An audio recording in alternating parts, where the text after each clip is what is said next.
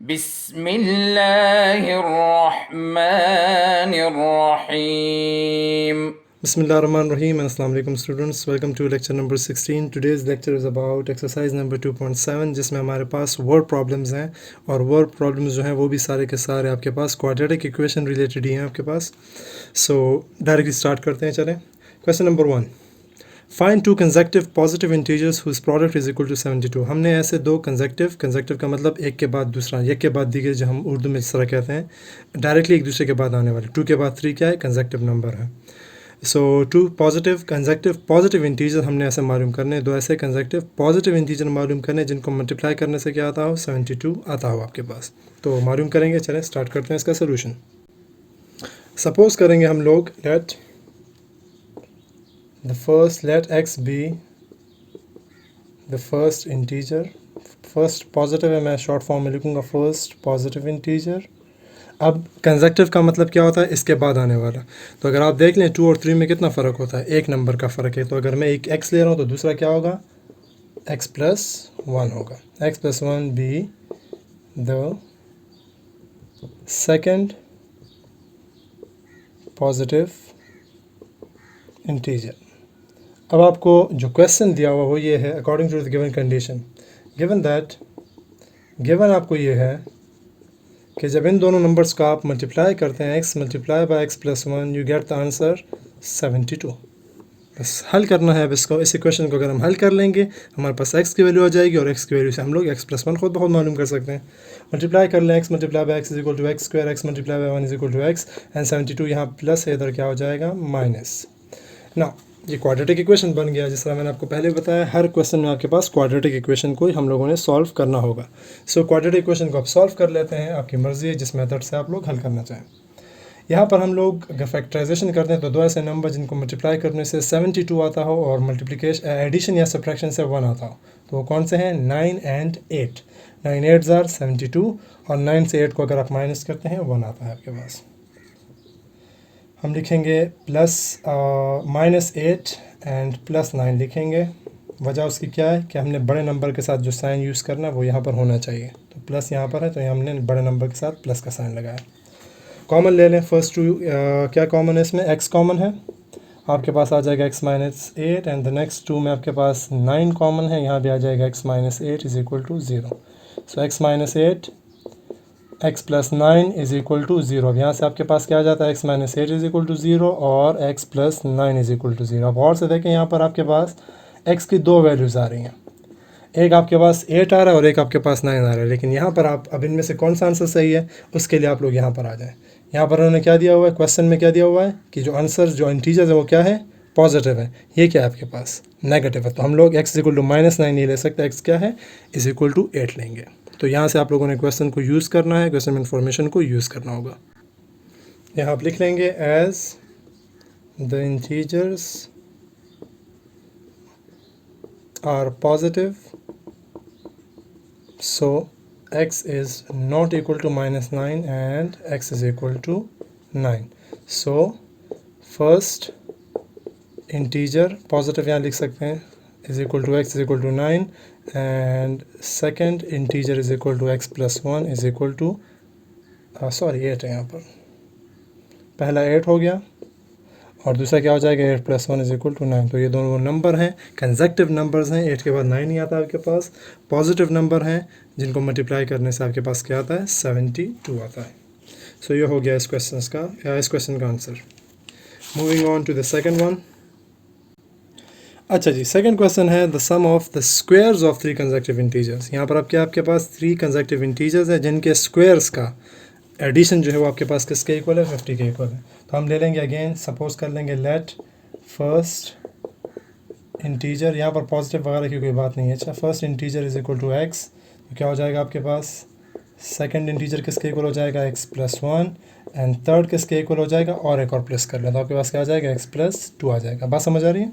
अगर ये 3 होगा तो 3 + 1 4, अगर 3 + 2 5, तो तीनों के तीनों कंसेक्टिव आ जाते हैं 3 4 5. तो इस तरह हम लोग कंसेक्टिव नंबर जब भी आप लिखते हैं इसी तरह लिखते हैं. 3 कंसेक्टिव नंबर्स हमने लिख लिए. अब हमारे पास जो कंडीशन है वो ये है कि इन तीनों नंबर्स के एडिशन नहीं, इन तीनों के स्क्वायर्स की एडिशन इस तरह वो आपके पास 50 के इक्वल है। जिस तरह मैंने लिख लिया इस तरह X square plus X plus one square plus X plus two whole square किसके इक्वल है, 50 के इक्वल है। तो अब हमने इसको सॉल्व करना है, तो सॉल्व कर लेते हैं। एक्स स्क्वायर अपनी जगह पे, A plus B whole square का formula A square plus B square plus 2ab। अगला again A square plus B square plus, यहाँ नहीं आ सकता इधर लिख लेते हैं, plus 2ab। 2 × 2x and 2 × 4x is equal to 50। जहाँ पर इनको अगर आप में से किसी को ये फार्मूला समझ नहीं आता तो कोई बात नहीं, आप लोग अलग अलग स्प्लिट कर लिया करें। मतलब ए स्क्वायर फॉर्म में लिख लिया करें, फिर बी स्क्वायर फिर 2ab लिखा करें, फिर मल्टीप्लाई किया करें। मैं डायरेक्ट करता हूँ क्योंकि हम लोगों ने बहुत मरतबा ये चीज़ें कर ली हुई हैं। एडिशन कर लें, एक्स स्क्वायर क्या आ जाएगा, 3x square 2x and 4x से क्या आ जाएगा 6x प्लस 1 प्लस 4 से क्या आ जाएगा +5, और 50 को भी इधर शिफ्ट कर दें, -50 इज इक्वल टू 0। तो आपके पास इस फॉर्म में क्वेश्चन आ जाएगा। सही है। अब यहाँ पर आप डायरेक्ट इसको भी हल कर सकते हैं, लेकिन ये नंबर काफ़ी बड़े हैं तो आप इससे एक छोटा सा, इसको थोड़ा सा शॉर्ट करने के लिए 3 से कॉमन ले लें। सही है। और 3 को जब आप उधर डिवाइड कर लेंगे 0 पे तो 3 क्या हो जाएगा, ख़त्म हो जाएगा आपके पास, सिर्फ ये एक्सप्रेशन रह जाएगा। 3 को उधर डिवाइड कर दें, आपके पास क्या आ जाएगा, 3 ख़त्म हो जाएगा, आपके पास ये इक्वेशन रह जाएगा X square plus 2x minus 15 is equal to 0। अब इस सवाल को हम क्या कर लेंगे, फैक्टराइजेशन से या फिर कंप्लीटिंग स्क्वायर या क्वाड्रेटिक फार्मूले से हल कर लेंगे। सो यहाँ पर हम लोग कर लेते हैं, फैक्टराइजेशन हो सकती है इसमें 3 5 से हमारे पास हो सकती है, 3 5 15 आता है, और 5 से 3 माइनस करने के बाद 2 भी आता है आपके पास, तो हम लोग इसमें यूज़ कर सकते हैं, तो कर लेते हैं। पहले 2 में x कॉमन, x माइनस 3, अगले में +5 common, x minus 3 is equal to 0। You get x plus 5 and x minus 3 is equal to 0। सही है जी। यहाँ पर आगे अगला स्टेप क्या आ जाएगा आपके पास,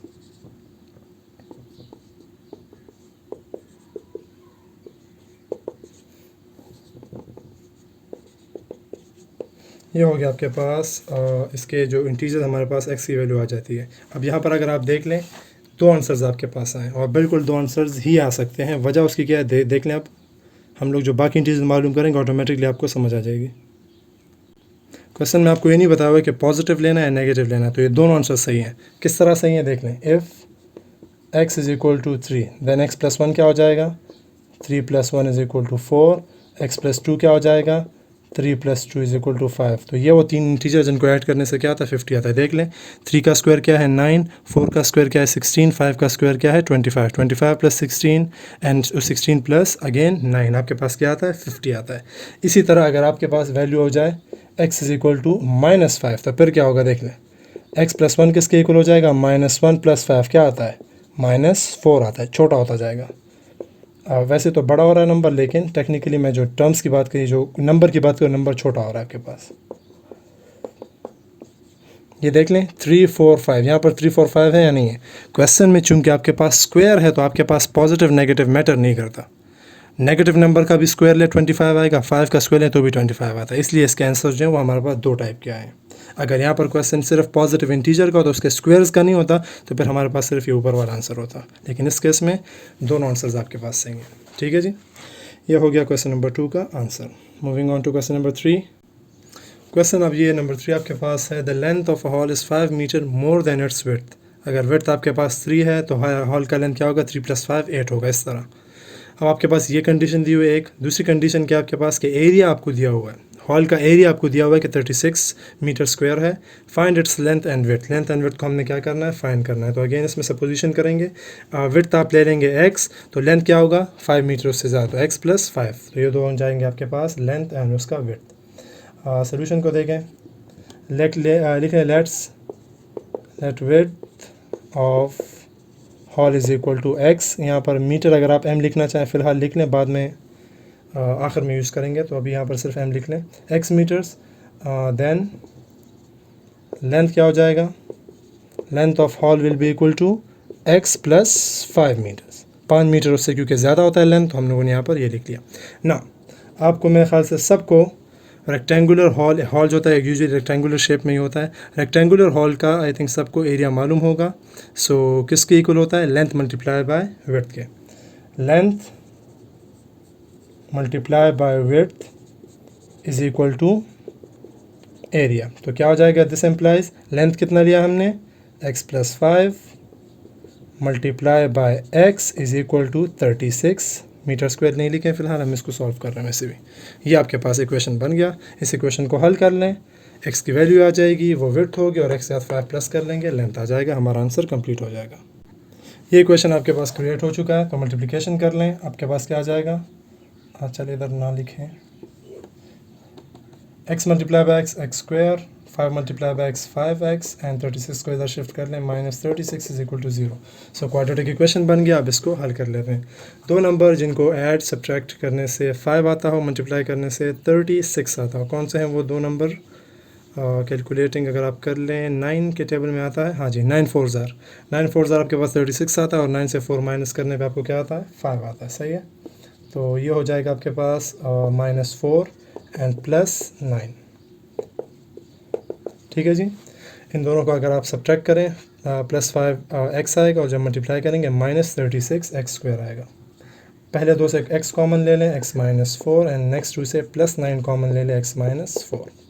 तो आपके पास दो नंबर आ जाते हैं, x -4, x -9 is equal to 0, x -4 is equal to 0, and x -9 is equal to 0, x is equal to +4, x is equal to +9। सही है। ये दो आंसर्स आपके पास आ जाते हैं।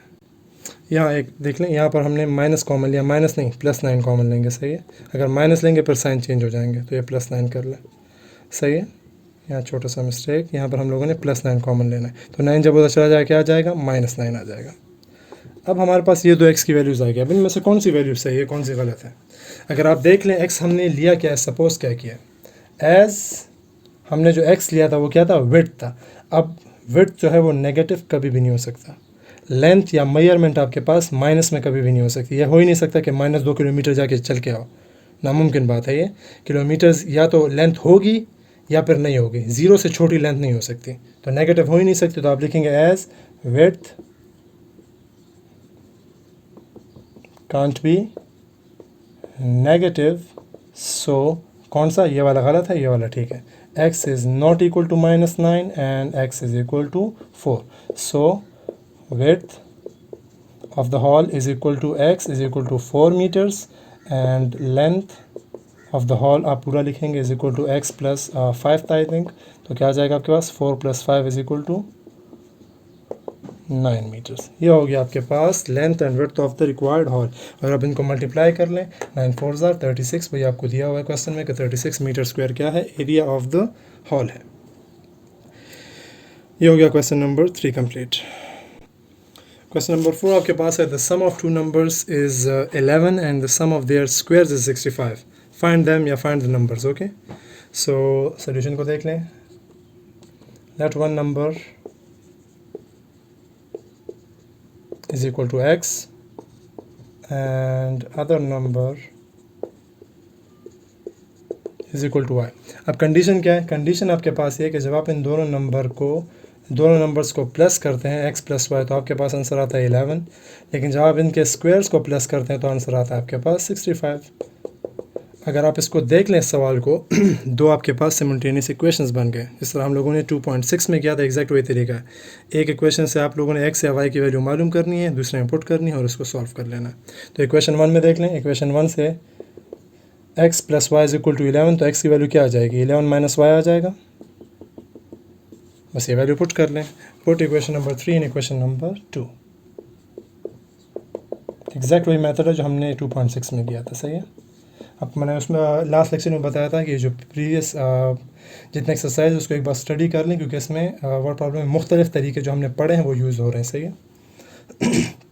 ये पुट करना हमने इसमें, आपके पास आ जाएगा x स्क्वायर की जगह क्या आ जाएगा, 11 - y whole square, y square अपनी जगह पे, 65 भी अपनी जगह पे। फार्मूला खोल दें, a square + b square - 2ab। a square क्या हो जाएगा, 11 का स्क्वायर 121, y का square y square and -2ab। 2 multiply by 11 22, multiply by y 22y। सही जी। ये हो गया आपके पास इक्वेशन फार्मूला हमने ओपन कर दिया। अब सबको एक साइड पे शिफ्ट कर लें और जहाँ पर कैंसिलेशन वगैरह होती है, एडिशन वगैरह होती है, वो कर लें। सो आपके पास आ जाएगा 121 plus y square minus 22y plus y square minus 65 is equal to 0। Y square क्या आ जाएगा, 2y square minus 22y and 121 minus 65 से क्या आ जाएगा आपके पास 56 आ जाता है, प्लस 56 इज इक्वल टू 0। देख लें सब में टू में सब में कॉमन है, 2 के टेबल में तीनों नंबर आते हैं तो कॉमन कर ले ताकि नंबर थोड़े से छोटे हो जाएं। 2 कॉमन कर लेंगे, y square minus 11y plus 28 is equal to 0 और 2 यहाँ से क्या हो जाएगा, ख़त्म हो जाएगा 0 पे डिवाइड हो गया। अब दो ऐसे नंबर जिनको ऐड करने से 11 मल्टीप्लाई करने से 28 आता, कौन से दो नंबर हैं आपके पास, 7 एंड 4 वो दो नंबर हैं आपके पास जिनको ऐड करने से आपके पास क्या आता है, 11 आता है और इनको मल्टीप्लाई करने से क्या आता है आपके पास 28 आता है। अब यहाँ पर कॉमन ले लें, फर्स्ट रो में y कॉमन है, y माइनस 4 नेक्स्ट रो में माइनस 7 कॉमन है and y minus 4 is equal to 0। तो y माइनस 4 थोड़ा सा फ़र्क इसमें रखते हैं and y minus 7 is equal to 0। तो y की एक वैल्यू आपके पास आ जाएगी 4 एंड दूसरी वैल्यू आ जाएगी 7। सही है जी, ये दो नंबर्स आपके पास आ जाते हैं। अब इसमें भी आपके पास दो आंसर्स ही आएंगे और दोनों को आप चेक कर लेंगे एग्जैक्टली ठीक है। अब हमने क्या करना है, y is equal to 4 put करना है इक्वेशन नंबर 3 में और दूसरी मरतबा y is equal to 7 put करना है। देख लें आप इसको भी, put y is equal to 4 in equation number 3। Equation number 3 आपके पास क्या था, इक्वेशन नंबर 3 आपके पास है x is equal to 11 minus y. तो x इज इक्वल टू क्या आ जाएगा, 11 माइनस 4, x की वैल्यू क्या आ गई 7।